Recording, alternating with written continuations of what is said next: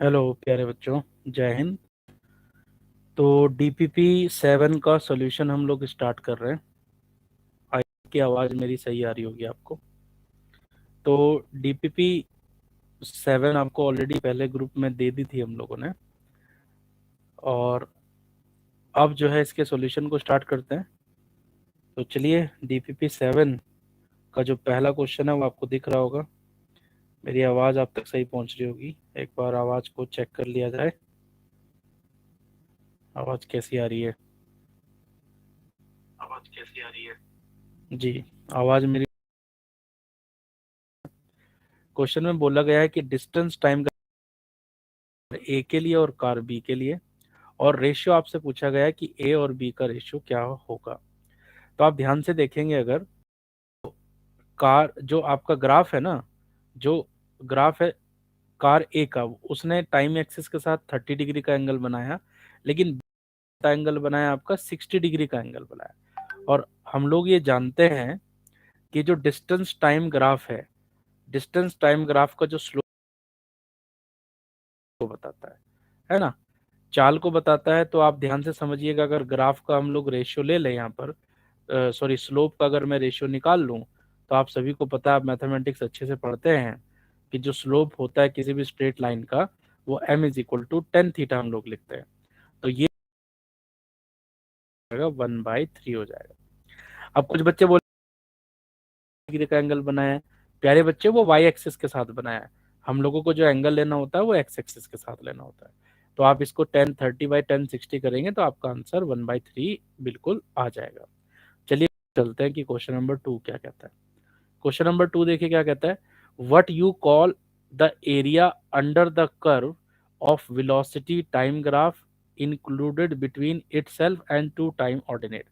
कुल मिला के कि जो वेग समय ग्राफ है, उसके नीचे का जो क्षेत्रफल है, उसके नीचे जो क्षेत्रफल है वो किसको रिप्रेजेंट करता है, किसको बताता है। तो हमें सबको पता है कि भाई वेलोसिटी टाइम ग्राफ का जो आपका एरिया होगा, वो विस्थापन यानी कि डिस्प्लेसमेंट को बताता है। क्यों? क्योंकि आप वेलोसिटी को किससे मल्टीप्लाई करेंगे? टाइम से मल्टीप्लाई करेंगे। तो आंसर आपको क्या मिल जाएगा प्यारे बच्चे? डिस्प्लेसमेंट मिल जाएगा। ठीक है प्यारे बच्चे, क्वेश्चन नंबर 3 की तरफ चलते हैं। क्वेश्चन नंबर 3 आप आराम से एक बार पढ़ लें। क्वेश्चन नंबर 3 में जो बताया गया है आपको, वो किसके लिए, वो जो है आपका इको का क्वेश्चन है। अब ये नहीं कि आप साउंड, क्वेश्चन जो है इको का जरूर है, लेकिन कॉन्सेप्ट आपका स्पीड वाला ही लगेगा। तो देखिए ध्यान से समझिए। बोला गया है कि a person claps his hand near a high tower and hear echo after 0.32 second. The speed of sound is 300 metre per second. The distance of, बात है, एक बेसिक सा कॉन्सेप्ट इसके साथ लगाना है आपको। समझ लेते हैं कि यहाँ पर वो बंदा है, और ये जब ताली बजाएगा तो साउंड जो है इस तरीके से जाएगा, और फिर ये इस तरीके से वापस आएगा। यानी कि साउंड के बारे में अगर हम बात करेंगे, तो हम ये कह सकते हैं कि जो कुल दूरी वो तय करेगा वो 2D करेगा, मतलब डी जाने में और डी आने में। अब चाल बराबर होता है दूरी बटे समय। तो आप चाल कितनी दी हुई है? आपको 300 दी गई है, और दूरी कितनी हो गई आपकी 2D, और समय कितना हो गया 0.2। तो आप 2D की वैल्यू निकाल लीजिए यहाँ से। तो 2D आ जाएगा आपका 60, और D कितना हो जाएगा आपका 30 मीटर। सो 30 मीटर आपका जो है सही जो है आपका आंसर होगा। 30 मीटर आपका करेक्ट आंसर हो जाएगा। ठीक है, बड़ा सिंपल है। चलिए अब क्वेश्चन नंबर 4 देखिए क्या बोलता है। क्वेश्चन नंबर 4 बोलता है कि एक बस जो है ट्रेवल कर रही है 72 किलोमीटर पर आवर से। तो आपकी इसको स्पीड को मीटर पर सेकंड में आपको कन्वर्ट, बड़ा सिंपल है। जब भी आपको किलोमीटर पर आवर को मीटर पर सेकंड में कन्वर्ट करना होगा, तो आपको इसको 5/18 5/18 से गुणा करनी है, याद रखो। और जब उल्टा करना होगा तो 18/5। तो से तो 18 चौके 72, तो 5 चौको कितना? तो आंसर आ गया आपका 20 सेकेंड। ठीक है, तो 20, not second, sorry, 20 metre per second आपका सही जवाब हो गया। चलते हैं क्वेश्चन नंबर 5 की तरफ। क्वेश्चन नंबर 5 में देखो क्या बोला है। क्वेश्चन नंबर 5 में बोला है कि एक ग्राफ आपको दिया गया है, और ग्राफ आपको दिया है, तो आपको बताना है कि जो किस बिंदु पर मैक्सिमम तात्क्षणिक वेग होगा, किस बिंदु पर जो है अधिकतम तात्क्षणिक वेग होगा, यह पूछा गया है। आप सब लोग जानते हैं कि अगर इस तरह का कोई ग्राफ है और अलग अलग बिंदु पर अगर आप स्पर्श रेखा खींच देते हैं, तो स्पर्श रेखा का जो ढाल होता है वो बताता है कि भाई कितना जो है उसका तात्क्षणिक या इंस्टेंटेनियस वेग है। तो हमने अलग अलग बिंदु पर यहाँ पर जो है टेंजेंट बना दी, ए पर बना दी, बी पर बना दी, सी पर बना दी, डी पर बना दी।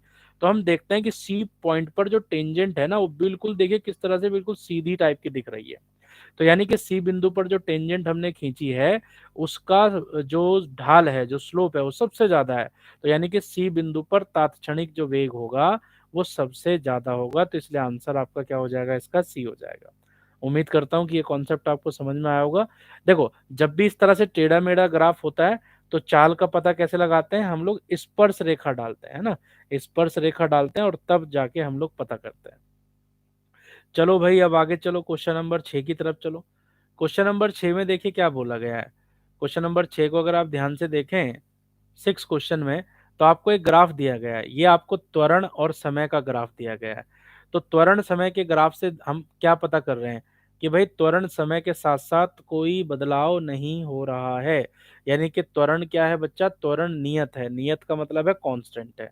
अगर एक्सेलरेशन कांस्टेंट है तो a इज इक्वल टू के ले लीजिए। अब a जो होता है वो dv बाई dt होता है। अब आप इसको dt को साइड में ले जाओ, इस तरह की समीकरण बनेगी। जब आप इसका समाकलन करेंगे तो v अनुक्रमानुपाती t हो जाएगा। ठीक है, बस एक सरल रेखा आपको प्राप्त होगी। सरल रेखा प्राप्त होगी, इसीलिए आपका आंसर क्या हो जाएगा, बी आपका सही आंसर होगा। B is absolutely correct. अब देखते हैं जरा सी ऑप्शन कैसा था। ओहो, सी ऑप्शन तो ऐसे डाउनवर्ड आ रहा है। तो सी ऑप्शन ऐसे डाउनवर्ड आ रहा है तो ये गलत हो गया। क्यों गलत हो गया, क्योंकि अगर मंदन, ये वाला कौन सा केस है, मंदन। मंदन मतलब ये रिटार्डेशन का केस है। किसका केस है बच्चा, रिटार्डेशन का केस है।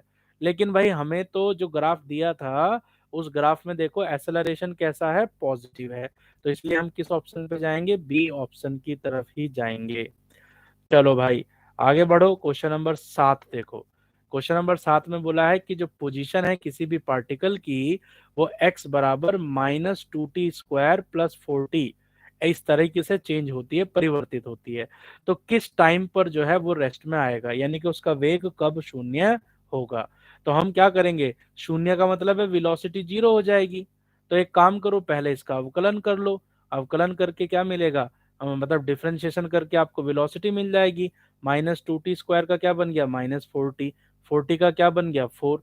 अब v को 0 सब्स्टिट्यूट कर दो और t का वैल्यू बच्चे निकाल लो। सो t का वैल्यू कितना हो गया आपका, 1 सेकेंड आपका यहाँ पे आंसर आ जाएगा। ठीक है, 7 का आंसर आया आपका बी। तो ये आंसर आपका जो है 1 सेकेंड आपका करेक्ट हो गया। चलो क्वेश्चन नंबर 8 पे चलो। ये जो है सबसे अच्छा क्वेश्चन है आज का, सबसे अच्छा सवाल है। पहले हम सवाल को पढ़ते हैं और फिर देखते हैं कि क्या पूछा है। उसने बोला है कि एक कार जिसका द्रव्यमान m है, start from rest and accelerate so that the instantaneous power delivered to the car has constant magnitude p naught. The instantaneous velocity of the car is proportional to. ये बोला गया है कि हम किसी कार को ना क्या कर रहे हैं, नियत नियत शक्ति दे रहे हैं। और तो हम आपको बताना है कि जो तात्क्षणिक जो आपका वेग होगा वो किसके अनुक्रमानुपाती। अब आपको पता है भाई, power is equal to force into velocity होता है। यानी कि शक्ति इज इक्वल टू क्या होता है, बल गुणा वेग होता है। तो P is equal to F into V लिख लिया, फिर F को हमने ma लिख दिया, है ना। तो ये हो जाएगा P is equal to MAV। अब A की जगह पे dv बाई dt लिख दिया हमने, क्योंकि एक्सेलरेशन क्या होता है, dv बाई dt त्वरण जो होता है। तो अब आप एक काम करो, dt को तो उधर ले जाओ, m को डिवाइड में लाओ, कुछ इस तरह की समीकरण आप बनाओ। क्योंकि आपने अवकल समीकरण तो पढ़ी होंगी ना 12वीं क्लास में। तो अवकल समीकरण पढ़ी है तो भाई इसको सॉल्व करो जरा। सॉल्व करेंगे, समाकलन करने पर हमें कुछ ऐसा मिलेगा। ऐसा मिलेगा तो क्या है, वी स्क्वायर किसके डायरेक्टली प्रोपोर्शनल आया, टी के। अब इसका वर्गमूल ले लीजिए, square root. So v directly proportional आया टी की पावर 1/2, यानी कि √t। तो आंसर कौन हो गया आपका, बी ऑप्शन बिल्कुल। रेस्ट का मतलब है जब वो वस्तु विराम अवस्था में। तो आपका आंसर क्या हो जाएगा, आपका ए इज एब्सोल्युटली करेक्ट। कि भाई जब वस्तु विराम अवस्था में होगी तभी हम ये कह सकते हैं कि उसकी स्पीड 0 होगी। चलिए आगे समझिए। क्वेश्चन नंबर 10 देखिए क्या है। क्वेश्चन नंबर 10 में आपको दो ग्राफ दिए गए हैं। एक पहला वाला ग्राफ θ1 कोण बनाता है, दूसरा वाला θ2 कोण। है। तो आपसे पूछा गया कि किस कण का अधिकतम वेग होगा। अब देखो आज का पहला सवाल इसी कॉन्सेप्ट पे था कि जिसका ढाल ज्यादा होता है उसका वेग ज्यादा होता है। तो ढाल किसका ज्यादा है भाई, 2 का ज्यादा है, 1 का कम है। तो 2 का वेग ज्यादा होगा, 1 का वेग कम होगा। तो आंसर कौन सा सही हो जाएगा आपका, बी, यानी कि V2 is greater than V1। तो ये आपका बी ऑप्शन बिल्कुल पूरी तरह से सही हो गया। आपका जो है ये पूरा डीपीपी जो है सॉल्व हो गया होगा, है ना। चलिए अब जो है कल का इंतजार करते हैं, फिर नई डीपीपी आपको मिलेगी और जल्दी जल्दी से फिर उसको भी हम सॉल्व कर लेंगे। जय हिंद, जय भारत।